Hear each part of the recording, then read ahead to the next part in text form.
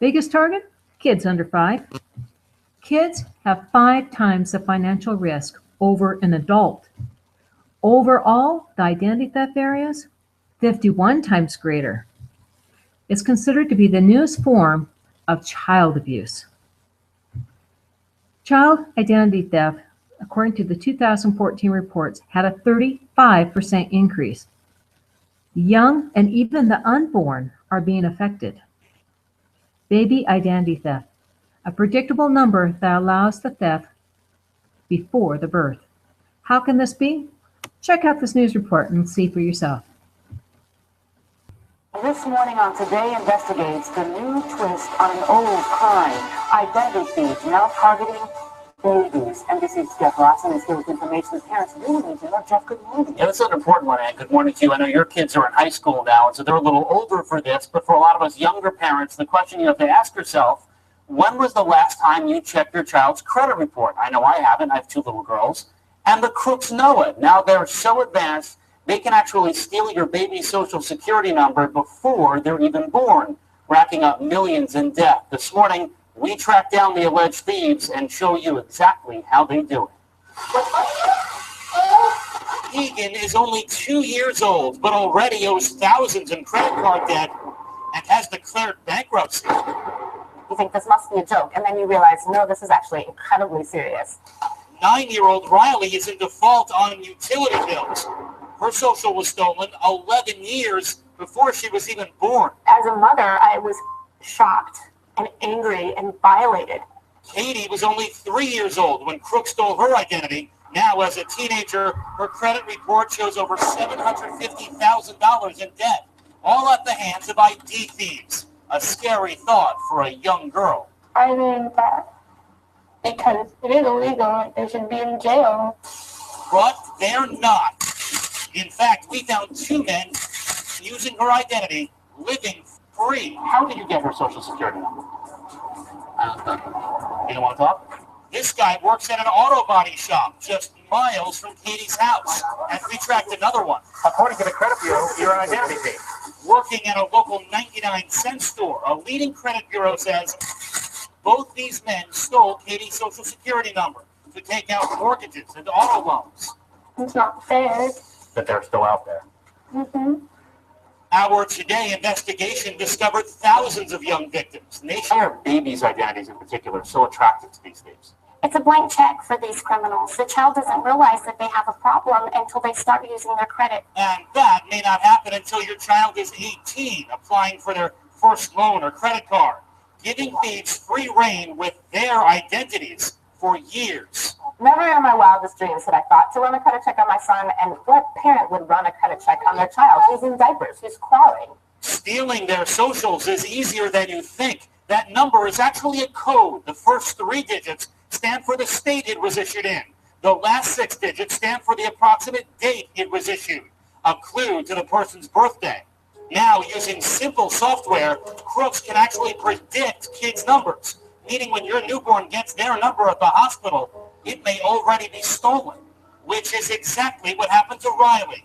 Her mom discovered it years later by chance on a family credit check. The government gave me a bum number that obviously they hadn't cleared. It's a financial birth defect, and the parents aren't warned. And in many cases, police don't have the time or resources to catch these crooks, leaving parents like Katie's dad out in the cold. In a nutshell, what have the police done for you? Nothing. It's almost like they don't want to be bothered. They don't want to be bothered, but we found 2 of the suspects. Pretty easily. Hey, how are you? In fact, we found Manuel Contreras in Arizona in just 2 days. Jeff Lawson from NBC News. According to the credit bureau, you've been using a young girl's social security number and getting home loans, racking up nearly $500,000 in debt. How do you respond to that? Me and us.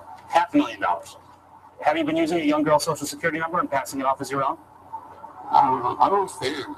So we brought in our translator. You took out a home loan with this young girl's social security number in 2003 for $107,000, 2006 for $153,000, also in 2006 for $238,000. That's against the law. I know that right now. You are arrested for it? I'll pay you. We'll get. I know that. I'm not a police officer. I'm just trying to figure out why you did this. Why I don't see no cops. That's a good question. I don't know why you haven't been arrested. That same day, we surprised another suspected thief. Hi, Jeff Lawson from NBC News. Mario Salinas, working in his store parking lot, wrangling grocery carts. The credit bureau says, using Katie Social, he's racked up over 35 grand in debt. Have you ever used the Social ¿Usted Security number? ha usado ese número de seguro social en el pasado? No, señor. I've never used it. According to the credit bureau, you have, and you've taken out several auto loans. Según los buros de crédito, usted ha sacado esos dos préstamos utilizando ese número. There's a young girl whose credit could have been ruined because Está of this. hostigando. You have anything to say to her? I don't know. You don't know. But authorities know a flaw in the credit system lets them get away with it. When someone applies for, say, a loan, usually the bank only checks that the Social Security number has a good credit history. Believe it or not, most banks don't check whether that number was assigned to that name because the government charges a fee to do that, and most banks don't want to pay.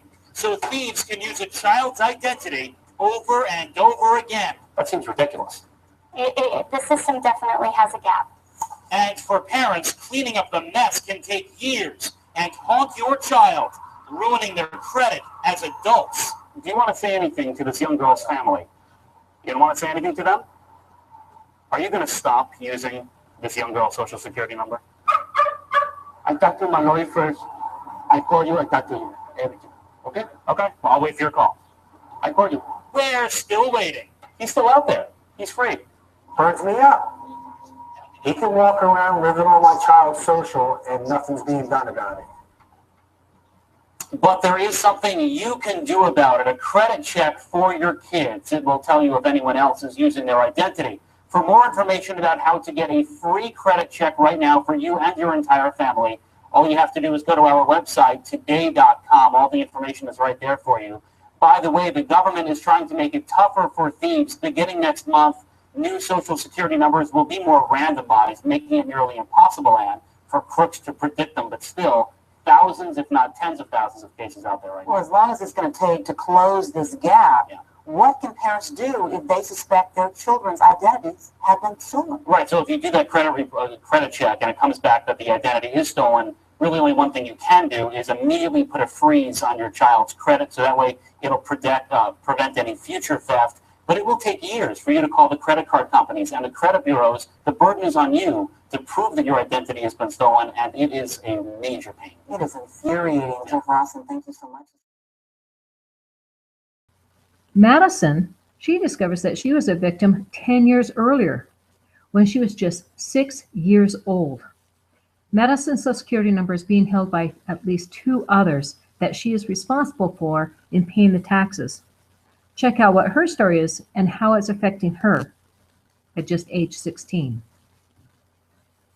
If we're honest, most of us are not doing a whole lot about identity theft, so imagine how much more vulnerable our kids are to the crooks. We've discovered children under age 5 are the newest targets, and this is a crime that can ruin our kids' credit before they're even old enough to have credit.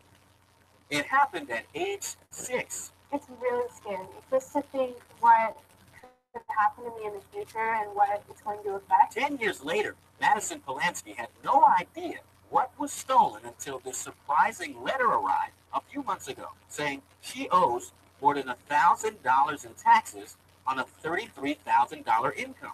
I haven't really worked that much, and obviously not when I was 6 years old nor 12. According to the state, Madison's Social Security number also belongs to a Sergio Blandon and a Rodrigo Lopez. Both have been using her Social Security number for employment for years. A child is 51 times more likely to be a victim of identity theft than an adult is, meaning, it is the fastest growing segment of this crime. John Cilio is an identity theft expert. He travels the country as a keynote speaker. He says ID thieves have been targeting kids more because they know the crime goes unnoticed for years. The reason thieves target kids is, number one, they have pristine credit. A recent study of 27,000 children found 10% had their Social Security number tied to mortgages, loans, credit card accounts, and even vehicle registrations. The most targeted group, kids under 5. According to Cilio, these are often family members committing friendly fraud. It's where a parent or a relative of the child, maybe they're struggling financially, They use the child's identity to gain credit or to gain service of some sort. My daughter's going to be going off to college soon. They told me it could affect her ability to maybe get student loans if it truly has gone off to her credit.